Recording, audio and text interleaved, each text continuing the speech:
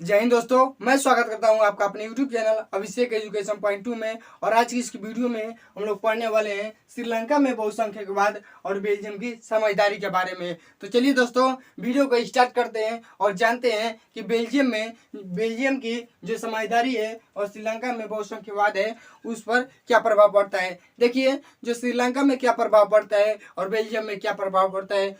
जो श्रीलंका की जनता है वहां पर कैसा उनका व्यवहार रहता है और जो बेल्जियम में है उसकी जनता पर क्या व्यवहार पड़ता है। तो चलिए वीडियो को स्टार्ट करते हैं और जानते हैं सबसे पहले श्रीलंका में बहुसंख्यकवाद के बारे में। तो चलिए देखते हैं श्रीलंका में बहुसंख्यकवाद। इसके पहले हम लोग पढ़ लिए बेल्जियम और श्रीलंका का जो स्ट्रक्चर है इसको देख लिए। अब हम लोग जानते हैं कि जो श्रीलंका और बेल्जियम है वे अपने देश में सत्ता की साझेदारी कैसे करती है। वहाँ की जो सरकार होती है वो अपने देश में सत्ता की साझेदारी कैसे करती है। तो चलिए देखते हैं श्रीलंका में बहुसंख्यकवाद। पहले श्रीलंका को देखते हैं, उसके बाद हम लोग देखेंगे बेल्जियम को। देखिए, श्रीलंका में बहुसंख्यकवाद यानी इसको देखिए, इसको समझिए कि श्रीलंका में बहुसंख्यकवाद का मतलब क्या होता है। तो देखिए श्रीलंका में बहुसंख्यक यानी बहु का मतलब अधिक, संख्या मतलब संख्या वाले और वाद का मतलब विचार। यानी जो श्रीलंका में जो बहुसंख्यक है उनका जो विचार देखा जाए वही है श्रीलंका में बहुसंख्यकवाद। यानी श्रीलंका में बहुसंख्यक यानी जो बहुसंख्यक है यानी मान लीजिए सिंहली है, उनका जो विचारधारा है या विचार है वही है श्रीलंका में बहुसंख्यकवाद। बहु का मतलब बहुत और संख्यक मतलब संख्या वाले और वाद मतलब विचारधारा, यानी बहुत ज्यादा संख्या वाले का विचारधारा। तो चलिए देखते हैं।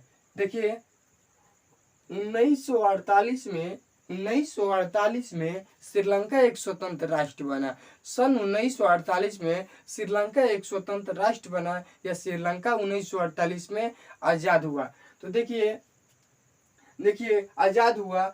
सिंहली समुदाय के नेताओं ने शासन पर प्रभुत्व जमाना चाहा। जो सिंहली समुदाय के नेता थे, जो अधिक थे, जो बहुसंख्यक थे, वे सोचते थे कि हम लोग अल्पसंख्यक यानी तमिलों पर अधिकार जमा ले। क्योंकि तमिल की बात की जाए तो तमिल थे 18%, कुल मिलाकर 18%, और जो सिंहली थे वो 74 थे।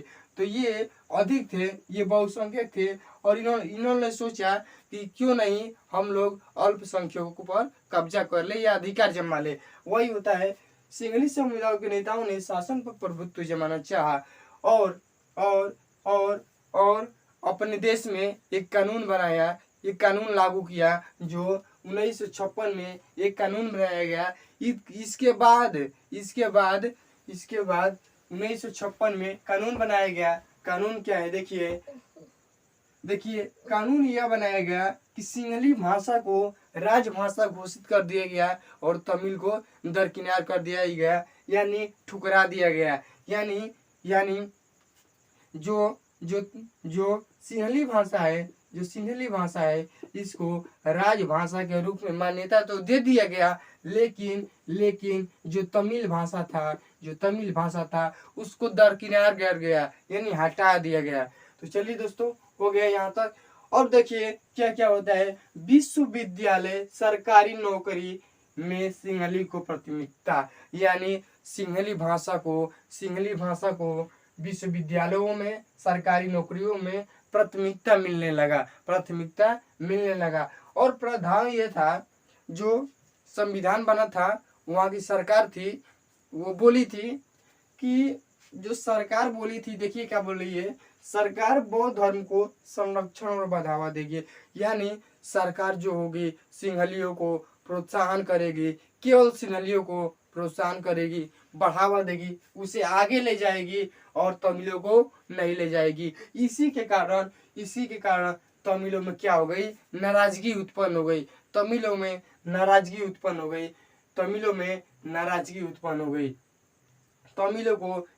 उत्पन्न हो गई क्योंकि आप किसी को अधिकार दे रहे हैं तो हमें भी दीजिए। सिंहलियों को आप दे रहे हैं, ठीक है, कोई बात नहीं है, लेकिन तमिलों को भी उतना ही अधिकार दीजिए। इसीलिए नाराजगी उत्पन्न हो गई। देखिए, पहले तो आप इन लोगों का राजभाषा छीन लिए, अधिकार से भी वंचित कर रहे हैं, शिक्षा से भी वंचित कर रहे हैं। इसीलिए इन लोगों में नाराजगी उत्पन्न हो गई और तमिलों के साथ भेदभाव हुआ। वो सोच रहे थे कि ये हमारे साथ भेदभाव, कोई सोचेगा। शिक्षा छीन लिए, भाषा को छीन लिए, उसको प्राथमिकता नहीं दे रहे हैं, उसकी भाषा को दबा दिए, उसकी शिक्षा को दबा दिए, वो जो रोजी रोटी कमाते थे उनको दबा दिए। तो इसमें ये सोचे कि हम लोग के साथ भेदभाव हो रहा है और सरकारी नौकरी न देना और अधिकारों से वंचित करना, ये अवश्य अवश्य एक तरह से देखा जाए तो अवश्य ही भेदभाव का मूल बिंदु है। देखिए दोस्तों, सरकारी नौकरी न देना और अधिकारों से वंचित कर देना। देखिए, जो इसका रिजल्ट निकल कर आता है, आखिर में जो इसका रिजल्ट निकल कर आता है, क्या निकल कर आता है, देखिए, दोनों के संबंध बिगड़ गए। आखिर में दोनों के संबंध का मतलब क्या होता है, हमें जरा समझा दीजिए। जो दोनों, इसको समझिए, दोनों के संबंध बिगड़ गए, यानी श्रीलंकाई तमिल, यानी श्रीलंकाई तमिल कि नहीं, सॉरी दोस्तों, दोनों के संबंध बिगड़ गए। यानी जो तमिल के लोग थे, जो तमिल थे और जो सिंहली भाषा बोलते थे, उन दोनों के बीच संबंध बिगड़ गए। क्यों बिगड़ गए, देखिए, भेदभाव हो रहा था, सरकारी नौकरी में स्थान नहीं मिल रहा था, अधिकारों से वंचित कर दिया जा रहा था। इसलिए सरकार क्या थी, बौद्ध धर्म को ही संरक्षण और बढ़ावा दे रही थी।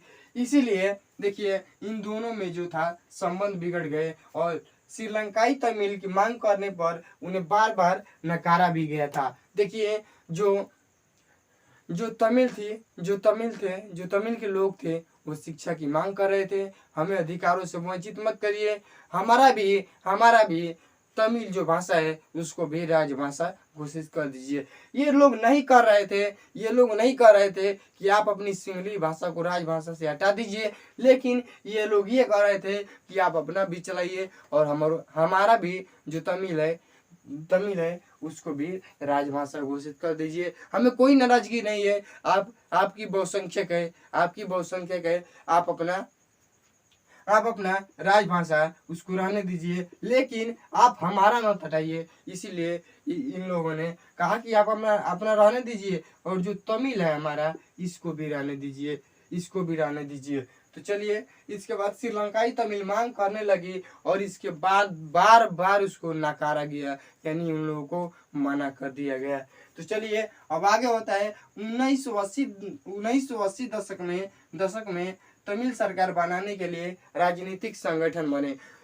कई लोगों ने मिलकर एक संगठन की तैयार किया, राजनीतिक संगठन तैयार किया कि आखिर में उन लोगों ने सोचा कि हम लोग भी हैं, हम लोग अल्पसंख्यक हैं, इसलिए हम लोग को दबाया जा रहा है। हम लोग अल्पसंख्यक हैं, यानी कम मात्रा में है, इसीलिए हम लोग को अधिकार से वंचित किया जा रहा है, हम लोग को दबाया जा रहा है। यही सोचने उन लोगों को 1980 दशक में तमिल सरकार बनाने के लिए उन लोगों ने आपस में राजनीतिक संगठन बनाए कि आखिर में चलिए कदम बढ़ाया जाए और अपनी सरकार बनाया जाए। तो चलिए, दोनों में टकराव हो गया। ये कह रही है कि मेरी मांग पूरा करिए, इधर से ये कह रहे हैं कि आपकी मांग पूरी नहीं होगी। बताइए, ये भी बात कर रहे हैं कि हमें 10 रुपये दीजिए, ये कह रहे हैं कि आपके 10 रुपये नहीं मिलेंगे। तो दोनों में विवाद होगा कि नहीं होगा, अवश्य होगा। ये कह रहे हैं कि हमारा 10 रुपये दीजिए, लेकिन ये कह रहे हैं कि नहीं देंगे, तो विवाद होगा कि नहीं होगा। उसी तरह ये कह रहे हैं कि हमारा अधिकार दीजिए, लेकिन ये कह रहे हैं कि हम तुम्हारा अधिकार नहीं देंगे, सरकार हमारी, हम तुम्हारा अधिकार नहीं देंगे। तो टकराव हो जाता है और टकराव होने के बाद गृह युद्ध प्रारंभ हो जाता है। दोस्तों, 1 मिनट के लिए मैं समझा दूं आपको कि जो गृह युद्ध होता है क्या होता है। देखिए, जो गृह युद्ध होता है दोस्तों, वो क्या होता है। देखिए, किसी देश के अंदर किसी देश के अंदर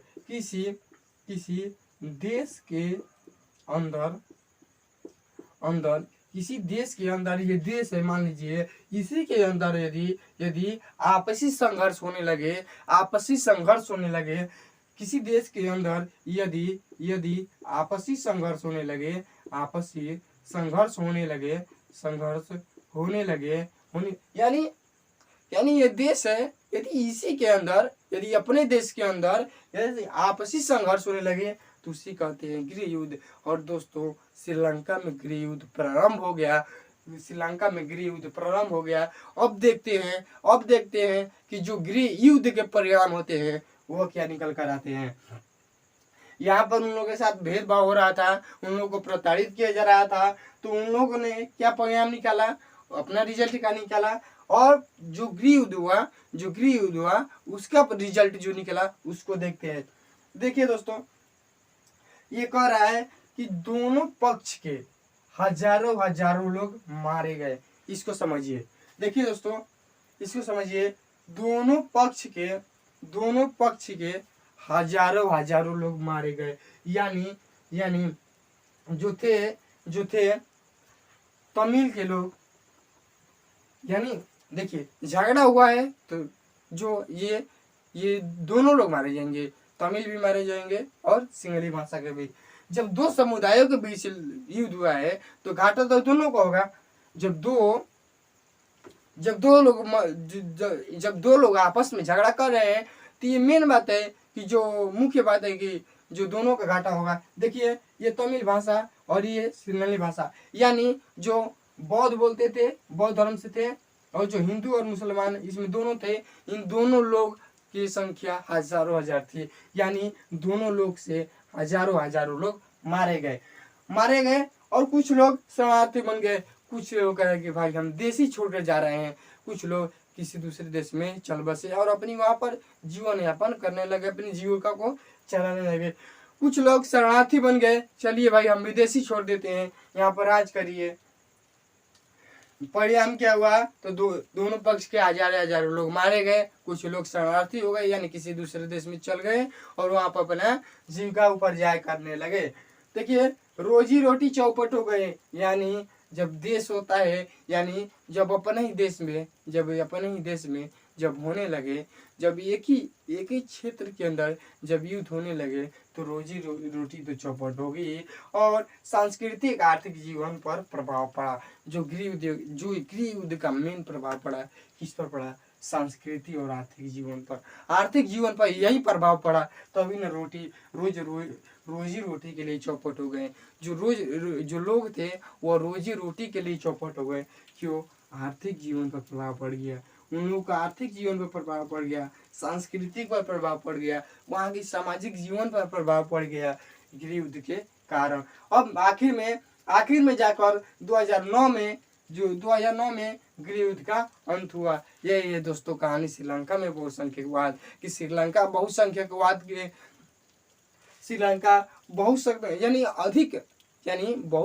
वाले विचारधारा, यानी श्रीलंका में अधिक संख्या मानी संख्या वाले वाद विचारधारा, यानी श्रीलंका में जो अधिक संख्यक वाले थे उनका ही विचारधारा है। ये उनका ही विचारधारा है। जो श्रीलंका में बहुसंख्यक थे यानी सिंहली थे, तो जो श्रीलंका में सिंहली का विचारधारा पूरा था वही है दोस्तों श्रीलंका में बहुसंख्यकवाद यानी बहुसंख्यकवाद। तो क्या किए, 1948 में स्वतंत्र राष्ट्र बने, श्रीलंका आजाद हुआ तो सिंहली सोचे कि क्यों नहीं हम लोग शासन पर प्रभुत्व जमाना चाहा। उसीलिए 1956 में इन लोगों के कानून भी बन गया। 1956 में ये लोग सोचे कि क्यों नहीं हम लोग अधिकार करें, और बाद में थोड़ी देर बाद इन लोगों ने कानून भी बना दिया और सिंहली भाषा को राजभाषा घोषित कर दिया। तमिल को दरकिनार कर दिया गया। विश्वविद्यालय सरकारी नौकरियों में तमिलों को हटा दिया गया कि आप नौकरी नहीं कर सकते हैं, और इसको प्राथमिकता दे दी गई। और प्रावधान ये था कि सरकार भी जो बनेगी वो बौद्ध धर्म को ही संरक्षण और बढ़ावा देगी। और इसी के चलते नाराजगी उत्पन्न हो गई तमिलों को, और तमिल के साथ भेदभाव हो रहा था। यदि आप ही के साथ ऐसा किया जाए तो आप खुद सोच सकते हैं कि अधिकार से हटाना, शिक्षा से हटाना, ये और एक प्रकार से ये देखा जाए तो अवश्य भेदभाव का मूल बिंदु होगा। अब देखिए परिणाम क्या हुआ, दोनों में संबंध बिगड़ गए। तमिलों को बार लाख कोशिश करने पर उसका कोई प्रभाव नहीं पड़ा। 1980 दशक में तमिल सरकार ने बनाने के लिए राजनीतिक संगठन बने और दोनों में टकराव हुआ, गृह युद्ध प्रारंभ हुआ। और उसका परिणाम यानी जो गृह युद्ध का परिणाम निकला, दोनों पक्ष के हजारों लोग मारे गए, कुछ लोग शरणार्थी हो गए यानी दूसरे देशों में जाकर बस गए और वहीं पर अपने जीविका चलाने लगे। रोजी रोटी चौपट हो गई, आर्थिक जीवन रुक गया, रोजी रोटी अवश्य ही चौपट हो गई और संस्कृति को आर्थिक जीवन पर प्रभाव पड़ा गृह युद्ध के कारण और 2009 में इस गृह युद्ध का अंत हुआ। अब देखते हैं जो बेल्जियम ने समझदारी की, जो बेल्जियम में अपने देश की सत्ता की समझदारी की वो किस प्रकार से थी। इसको आपको पढ़ने से ही मालूम चल रहा है कि कैसे कैसे सत्ता की समझदारी की। अब देखेंगे जो होगी बेल्जियम की समझदारी थी, आखिर में बेल्जियम ने अपने देश में किस प्रकार से शासन व्यवस्था को लागू किया। चलिए देखते हैं दोस्तों। देखिए बेल्जियम की समझदारी 1970 और 1993 के बीच 4 संशोधन किए गए। किसी आदमी को बेगानेपन का एहसास न हो, ये समझिए जो मेन बात है, जो उसमें मेन बात है मैं वही बता रहा हूँ। देखिए बाकी अभी किताब में तो सभी लिखा है, लेकिन उसमें जो मेन बात समझाने लायक है वही लिखा हूँ। देखिए दोस्तों जो बेल्जियम की समझदारी की बात की जाए कि बेल्जियम अपने देश में कैसे सत्ता का समझदारी करता है, कैसे कैसे जो लोग है वहाँ के लोग है उसमें समानता स्थापित करता है, वही देखिए। 1970 और 1993 के बीच बेल्जियम में जो है बेल्जियम की सरकार ने 4 संशोधन किए। जो 4 संशोधन थे वो इसलिए वो 4 संशोधन सिर्फ इसलिए किए गए कि जो वहाँ के लोग हैं उनको बेगानेपन का एहसास न हो, यानी वो अपने आप को अकेला अभाव मत करें, अपने आप को अकेला महसूस न करें। इसलिए वहाँ की सरकार ने अपने संविधान में 4 संशोधन किए। तो देखिए और जो वो संशोधन हुआ उसे बेल्जियम मॉडल के नाम से जाना गया और बेल्जियम मॉडल की यही विशेषताएं रही। तो देखिए पहला है कि जो डच फ्रेंच भाषी मंत्रियों की समान होगी, यानी जो केंद्र में होगी, जो केंद्र स्तर में होगी वो उसमें मंत्रियों की संख्या समान होगी, यानी जो केंद्र स्तर पर होगा उसमें मंत्रियों की संख्या समान होगी। यानी यदि 4 उम्मीदवार डच भाषी होंगे तो 4 उम्मीदवार भी फ्रेंच भाषी होंगे। इस तरह उनमें समानता बनी रहेगी। वही है कि डच भाषी और फ्रेंच भाषी मंत्रियों की संख्या समान होगी केंद्र स्तर पर। कोई भी कानून तब बनेगा जब दोनों का मत हो और कोई एक तरफा फैसला नहीं लिया जाएगा। इसको समझिए, एक एक पॉइंट को समझिए अच्छे तरह से। डच भाषी और केंद्र में जो होगा मंत्रियों की संख्या समान होगी। जितनी डच भाषा की प्रधानता रहेगी उतना फ्रेंच भाषा की समानता रहेगी। जितनी डच भाषी की प्रधानता रहेगी उतनी ही फ्रेंच भाषी की प्रधानता रहेगी।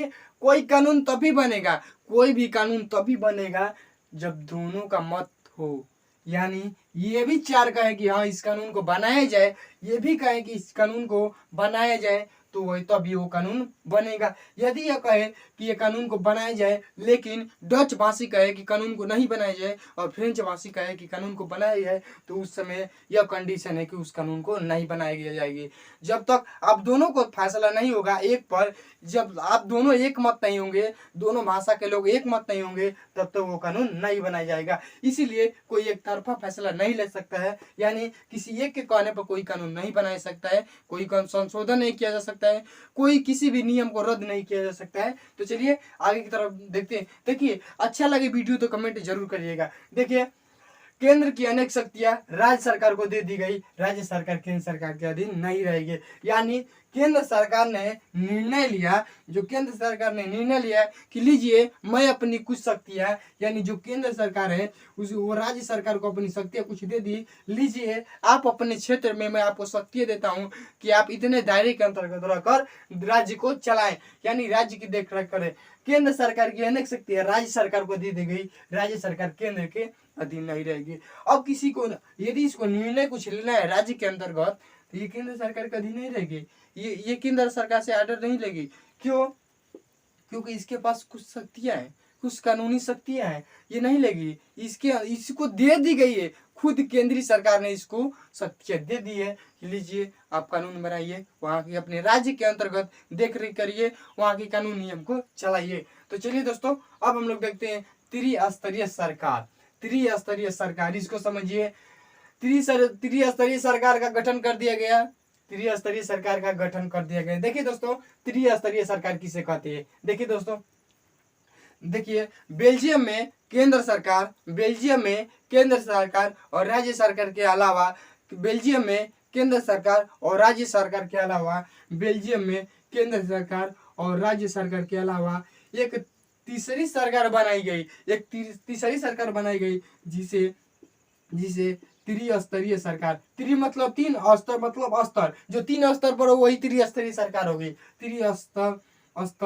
त्रिस्तरीय सरकार बनाई गई। और इसे सामुदायिक सरकार भी, सामुदायिक सरकार भी, यानी सामुदायिक जो सामुदायिक सरकार है, इसको देखिए, जो सामुदायिक सरकार है वो है त्रिस्तरीय सरकार, यानी त्रिस्तरीय सरकार कहिए, त्रिस्तरीय सरकार कहिए या कहिए सामुदायिक सरकार, त्रिस्तरीय सरकार कहिए या कहिए सामुदायिक सरकार। त्रिस्तरीय का गठन किया गया, यानी बेल्जियम में केंद्र सरकार और राज्य सरकार के अलावा एक तीसरी सरकार का गठन किया गया, उसे कहते हैं त्रिस्तरीय सरकार। त्रिस्तरीय सरकार का देखिए, त्रिस्तरीय सरकार का मतलब त्रि मतलब तीन, स्तर मतलब स्तर, जो तीन स्तर पर हो, जो तीसरे स्तर पर हो, त्रिस्तरीय, और इसी को सामुदायिक सरकार बनाया गया है। अब देखिए, इसको लोकल गवर्नमेंट कर सकते हैं, लोकल गवर्नमेंट, जो गांव के स्तर पर हम लोग को काम करता है, जो समाज के अंदर काम करता है। मान लीजिए हमारे यहाँ प्रधान है, ये त्रिस्तरीय सरकार के अंतर्गत आएगा। देखिए, त्रिस्तरीय सरकार का गठन किया, सांस्कृतिक, शिक्षा, भाषा जैसे मामलों पर फैसला लेने का अधिकार था। किसका अधिकार था?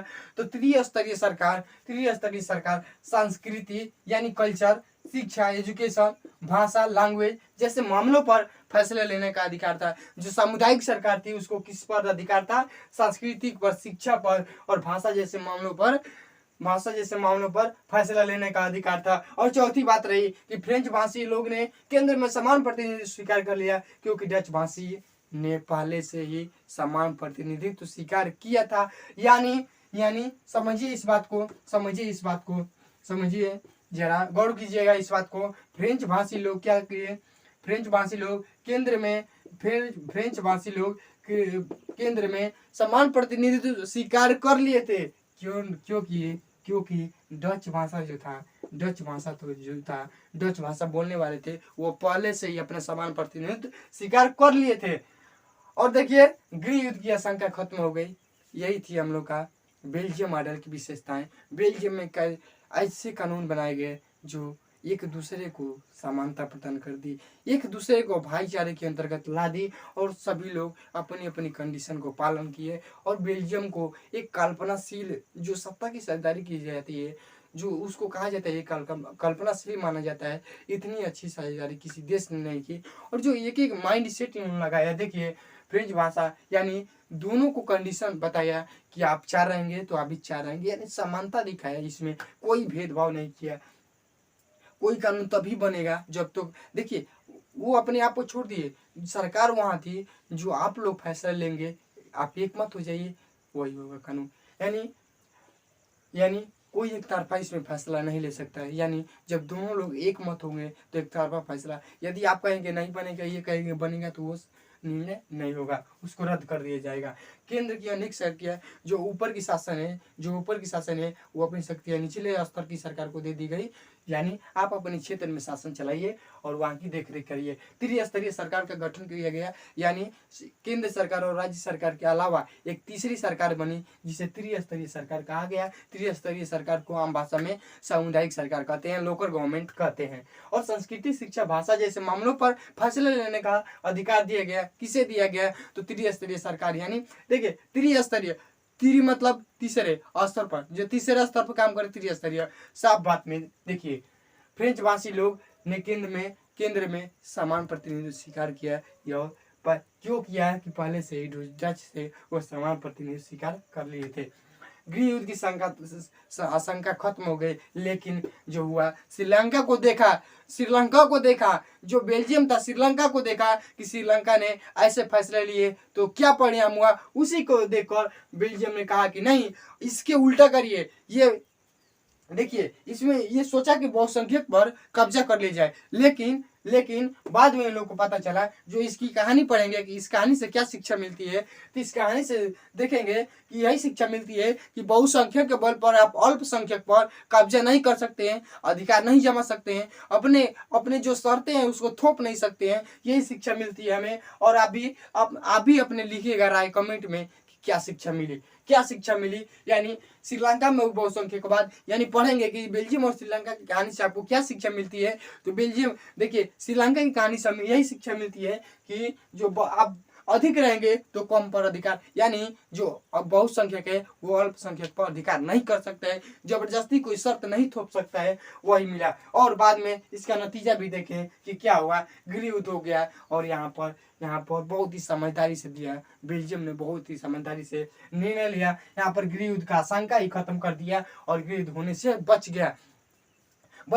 नहीं तो यहाँ पर भी गृह युद्ध होता और वैसा ही हाल होता, हजारों लोग मारे जाते, कुछ शरणार्थी बन जाते, यानी देश छोड़ के चले जाते। और इसके बाद सोचा गया, इतनी अच्छी साझेदारी हुई और तो सोचा गया कि जो यूरोपीय संघ का मुख्यालय बनाई जाए। तो कुछ लोगों ने कहा कि राजधानी ब्रुसेल्स को ही यूरोपीय संघ का मुख्यालय बना दिया जाएगा। यही है हम लोग का देश, यही है दोस्तों कि श्रीलंका में बहुसंख्यवाद और बेल्जियम की समझदारी। देखिए दोस्तों, कैसे कैसे अब यहाँ पर दोनों देशों ने कैसे कैसे सत्ता की साझेदारी की, इसने कैसे सत्ता की साझेदारी की और इसने सत्ता की कैसे साझेदारी की। जो इसमें अंतर दिखाई दे रहा है आपको कि इसमें क्या खास है, इसमें क्या खास है, उसी से आपको शिक्षा मिलेगी कि इसमें ये लोग सोचते थे कि बहुसंख्यक है तो अल्पसंख्यक पर अधिकार जमा लिए जाए, लेकिन बेल्जियम ने सोचा कि ऐसा नहीं है, ऐसा करेंगे तो हमारा देश टूट जाएगा और गृह युद्ध के संकट में पड़ जाएगा, इसीलिए यहाँ पर गृह युद्ध नहीं हुआ।